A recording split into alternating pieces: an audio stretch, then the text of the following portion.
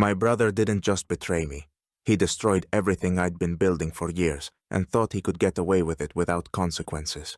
His life has turned into a survival game, where each day is a new nightmare, and every creak at night is my shadow lurking behind him. He thought he could hide, but trust me, I've always been right there. You think this is the end? Oh no, it's only the beginning. My name is Mike, I'm 28, and here's how my life turned upside down. It all started like any other day. Pretty normal, or so I thought. See, I've always prided myself on being a rational guy. You know, the type who plans carefully for the future. I've always worked hard, saving up money because I didn't want to deal with endless debts or mortgages. My dream was simple. Own a house with a nice patio for weekend barbecues, live a peaceful life. I had it all mapped out, everything on track, or so I believed. Then one morning, I wake up and do what I do every day. Check my bank account, make sure everything's in order. And that's when I see it. My heart nearly stops. There's this enormous debt listed under my name. A debt I had absolutely no idea about. At first I was convinced it had to be some sort of mistake, maybe an error on the bank's part. I mean, things like this don't just happen out of nowhere, right? But as I started looking into it, the ugly truth began to unfold. It wasn't a bank mistake. No. This was personal. And the culprit? My own brother, Josh. Josh is 32, and I've always known he's had his struggles, but I never in a million years thought he'd drag me into his mess like this. Apparently, he had decided my identity was fair game, using my documents to take out a huge loan. And for what, you ask? To pay off his gambling debts. That's right, gambling. Not a car, not a house, not something productive. He wasted it all on roulette, poker, or whatever else he was into. There's a moment when your brain just can't process what's happening. It's like everything freezes, and you're left staring blankly, trying to convince yourself it's not real. That's exactly how I felt. Sitting there, staring at my phone, feeling completely helpless, unable to believe that my own brother had done this to me. But the more I thought about it, the clearer it became. This wasn't some dream I could wake up from. It wasn't a mix-up I could fix with a quick call to the bank. This was reality, and in this reality, my brother had betrayed me in the worst way possible. Naturally, the first thing I did was grab my phone to call him, demand an explanation. And what did he do? He ignored me. Straight up refused to answer. I tried again and again. Still nothing. My own brother was dodging my calls like a coward, probably thinking I'd just let it slide, or maybe that I wouldn't find out. I can't even begin to describe the anger I felt in that moment. I was sitting there, shaking, my heart pounding in my chest, filled with rage. It was like someone had slapped me in the face. The betrayal stung even more because it was Josh, my brother, the guy I thought I could rely on, who I believed would always have my back. And now, here he was, screwing me over, stealing my money, and pretending like it didn't matter. No apology, no explanation, just silence. If this had been done by some random stranger, maybe I could have processed it differently. Sure, it would have hurt, but it wouldn't have been personal. But my own brother, that's a whole different kind of pain. It's the kind that leaves scars that don't fade. The next day, I knew I couldn't just sit there drowning in anger and frustration. I had to do something. First thing that came to mind was talking to my parents. I thought maybe they'd be the ones to stand by me, like in the movies where the family rallies around the person who's been wronged. You know, I'd tell them how Josh betrayed me, and they'd promise to help, maybe even confront him. I imagined my mom would be outraged, and my dad would swear to get the money back, no matter what. Wouldn't that be great? But as it turns out, real life doesn't work like that. So, I drive to their place, trying to keep my emotions in check. I sit down and lay it all out for them. Every detail. Mom, Dad, Josh stole my identity. He took out a loan in my name, wiped out my savings. He's completely ruined my chances of buying a house, my plans for the future, everything. I'm expecting them to be shocked, maybe even angry on my behalf. Instead, what I get leaves me speechless. My mom, with tears welling up in her eyes, says softly, "Mike, but he's your brother. You have to understand him. Understand him? I was sitting there still in disbelief when my dad, barely glancing up from his newspaper, muttered, "Family is more important than money, son. You need to forgive him." I felt something inside me snap. I couldn't believe what I was hearing. My brother had committed fraud against me, and they were telling me to just forgive and move on, like it was no big deal.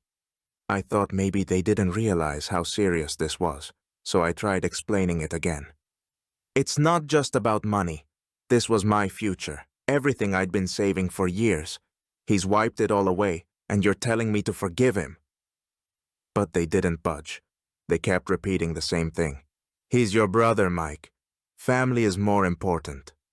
The more they talked, the more I felt like I was suffocating. My mom started to cry, tears rolling down her cheeks as if I had somehow wronged her. My dad started getting irritated, his voice rising as he insisted, "You have to be understanding. He made a mistake." A mistake? This wasn't some little mix-up or a minor error. This was a catastrophe that had turned my life upside down. I couldn't believe that they were treating it like a small bump in the road. The anger inside me built up to the point where I couldn't keep it in any longer. I blurted out, "If protecting him is more important to you than standing by me, then maybe I don't belong here anymore." The words just hung in the air, and without waiting for a response, I turned and walked out. I didn't look back. I didn't need to. My heart felt like it was sinking, but at the same time I felt a strange clarity. Not only had my brother betrayed me, but in that moment it became painfully clear that my parents were more invested in protecting their precious image of family unity than they were in supporting me. I drove away feeling heavier than I'd ever felt before, like the weight of the world was pressing down on me. I wasn't just dealing with the fallout from my brother's betrayal anymore. Now, it was painfully obvious that I was alone in this.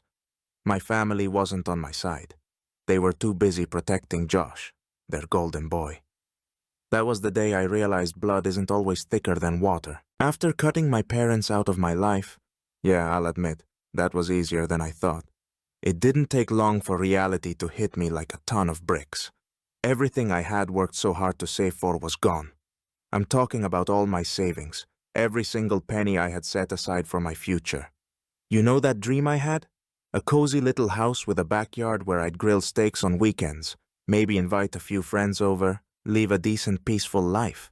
Yeah, that dream just evaporated, like it shrunk into a tiny ball and shot off into space, leaving me here in the aftermath, dealing with this mess. All right, I told myself. First came the shock. That "how could this happen to me" face where you just stare blankly into the distance, trying to make sense of it. Then came the rage, like seriously, my own brother decided to gamble away my future. Of all things, gambling. Nice move, Josh. Really classy. But I wasn't about to sit back and take it. That's not who I am. So, I threw myself into work. I picked up extra shifts, put in overtime, anything I could do to make even a fraction of what I'd lost. I figured, all right, maybe I can start to rebuild. It won't be the same, but it's a start, right? But the thing about working yourself to the bone is, after a while, you realize it's just a distraction. You're running in place like a hamster on one of those wheels.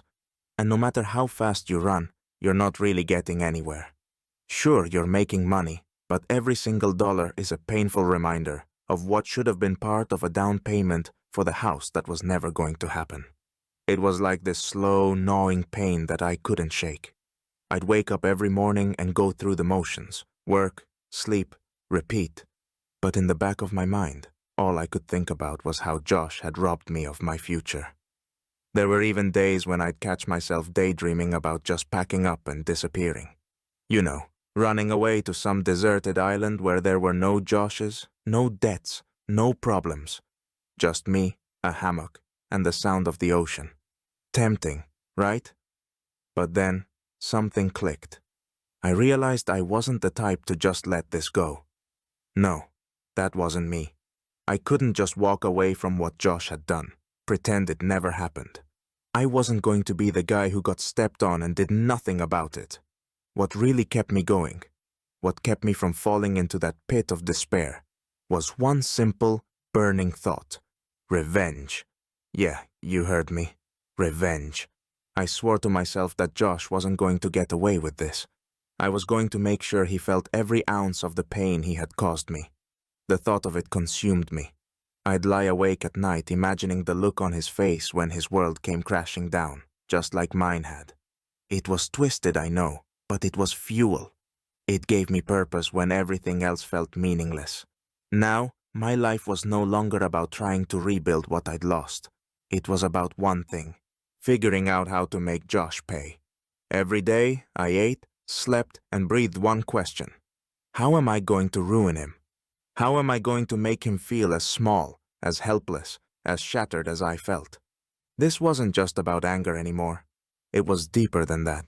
It was this fire inside me, pushing me forward. Every time I hit a wall, every time I felt like giving up, I reminded myself of one thing. Josh had destroyed my life, and I wasn't going to rest until I destroyed his. Forget forgiveness. That was off the table from day one. This wasn't some feel-good story where we all make up and move on. No.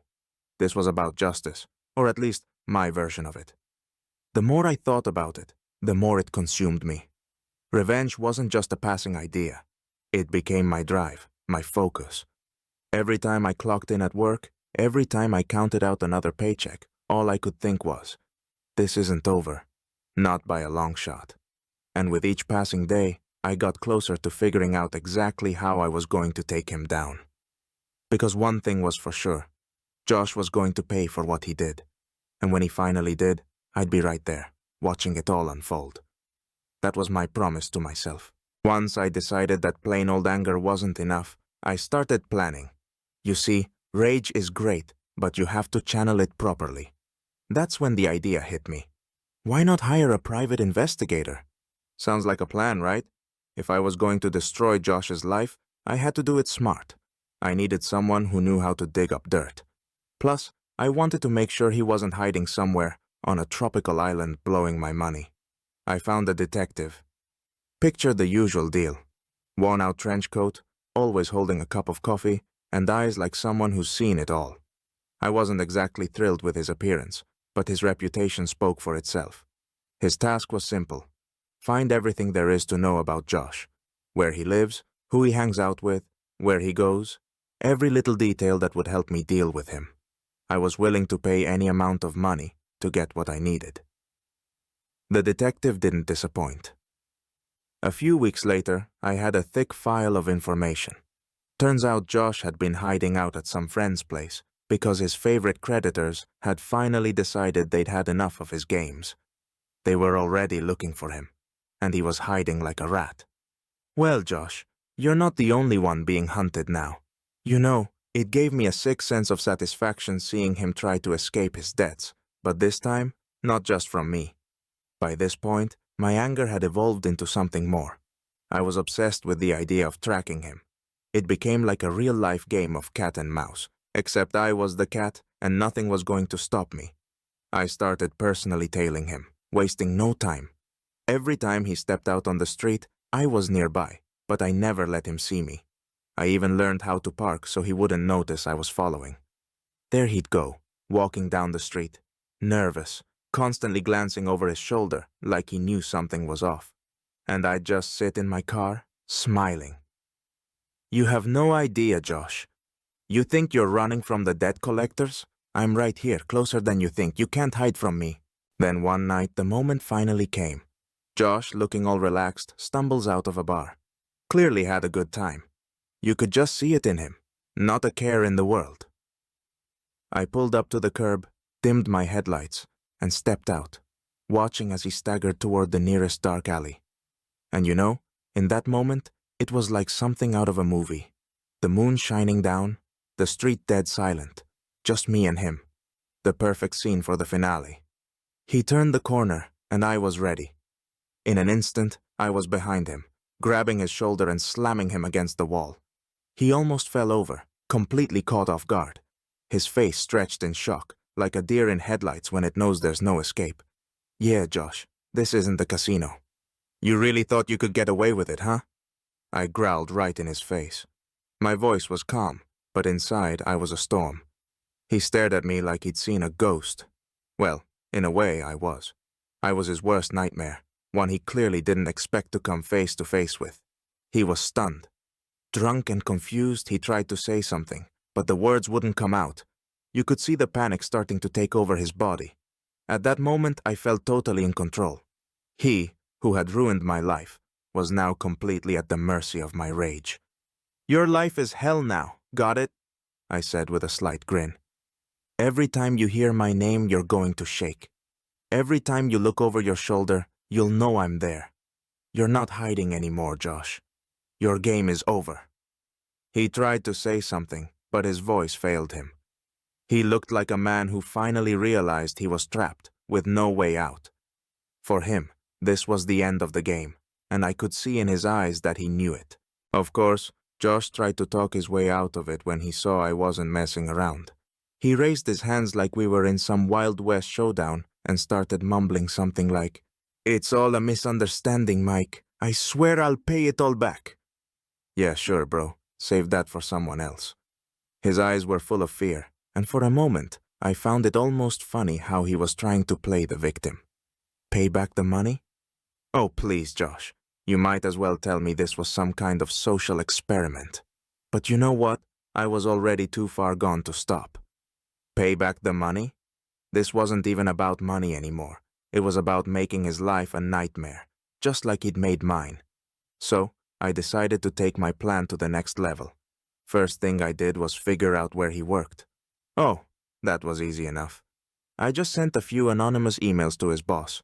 Something like, "Hey, you've got a guy working for you who steals money and takes out loans in other people's names. Want more details?" The office obviously freaked out. Who wants an employee who might pull that kind of stunt? Rumors started spreading through the place faster than hot donuts at a morning sale. I can just imagine him walking down the halls, everyone whispering and giving him side eyes. Toxic work environment. Check. But that wasn't enough. I wanted Josh to feel like he was being hunted from every direction. I tracked down the contact information of his creditors and leaked all the details about where he was hiding. Imagine his face when not only was I after him, but the people he owed massive amounts of money to were closing in as well. It's not so easy to live when you're being chased like the last rabbit in the forest. His life quickly turned into a non-stop nightmare. He could no longer feel safe anywhere. Every day, he realized that the walls were closing in, and there was no escape. There were no friends left who could help him. Everyone knew he was a guy you should stay far, far away from. Now, all he had left was running. Josh lived in constant fear, not knowing whether it would be me or one of his friends he owed money to who would come after him next. Revenge is an art, and I turned it into a full-blown performance. At first, I thought ruining his life physically would be enough. But then I realized, no, Josh deserved more. If you really want to make someone miserable, you don't just go after their wallet or their reputation. You go for their mind. And that's when I started the real psychological hunt. Every day became a new scene in a nightmare play. I started by leaving notes. Not the kind you can easily forget. These were works of art. "Your days are numbered," scrawled in bold letters and slipped under his windshield wiper. Or my favorite, "I'm closer than you think," which he found stuck to his bathroom mirror. Do you think he started getting paranoid? Oh, absolutely. I could just imagine him grabbing those notes with shaking hands, looking around, not knowing when the next blow would come. But that was just the start. I began sending anonymous messages. Nothing too overtly threatening. Too clever for that. Things like, "Your secrets will soon come to light," or "Wonder who'll find you first." With each message, I imagined him losing more control. Josh no longer had a peaceful life. Every night he went to bed thinking, when will they come? He couldn't sleep peacefully anymore. You know that feeling when you're lying in bed and every little creak or rustle sounds like something dangerous? That was him. I made sure his nights were sleepless marathons of anxiety. He was waiting for the moment I'd come crashing through the door, and he knew that moment would be his last. And the funniest part? His friends started noticing how much of a walking disaster he'd become. Nobody wants to be around a guy being hunted, manipulated, They started avoiding him. The circle of friends who could have supported him shrank to zero. No one wanted to be around someone with too many enemies. I was loving every minute of it. Every time he panicked, every time he broke down, realizing his life was spiraling further into chaos. Now he felt what I had felt the day I realized my dreams were shattered. His fear had become my satisfaction. The final act, like in some high-stakes thriller, came when Josh decided he could just run away. I mean, what else do you do when you're being squeezed from all sides? He must have thought he could disappear into some other city, start fresh, maybe even change his name. Classic move, right? Except for one small detail. He forgot that I was always one step ahead. When I found out he was planning to skip town, I couldn't help but laugh. Seriously, Josh? You thought I'd let that happen? So, I hopped in my car, heading for the station like a hero saving the day, but with one little twist. I was there to finish him off. I parked nearby, watching as he made his way to the station, sweaty and on edge, like every passerby might be his enemy. The crowd, the noise of trains, it all disappeared for him, narrowed down to one thing: when I'd find him. And that moment came. I stepped out of the car, moving toward him, completely sure of every step.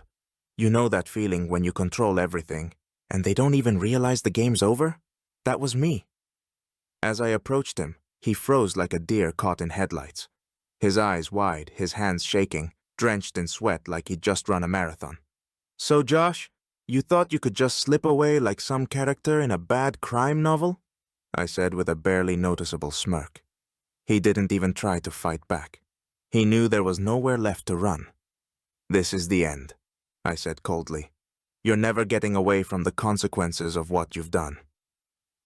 I pulled out the documents I'd prepared, papers admitting his guilt in the credit schemes. He looked at them, then at me, and realized he had no other options. I saw it in his eyes, the moment of total surrender. Sign or don't sign? Come on, Josh, that's not even a choice. His hands shook as he grabbed the pen and signed the papers. At that moment, I felt a rush of satisfaction, unlike anything else. I took the documents and submitted them to the court. And now the result? Josh is in jail. Honestly, that moment felt like the grand finale of a long and difficult game. All the pieces of the puzzle had come together. I finally felt like justice had been served. I had won.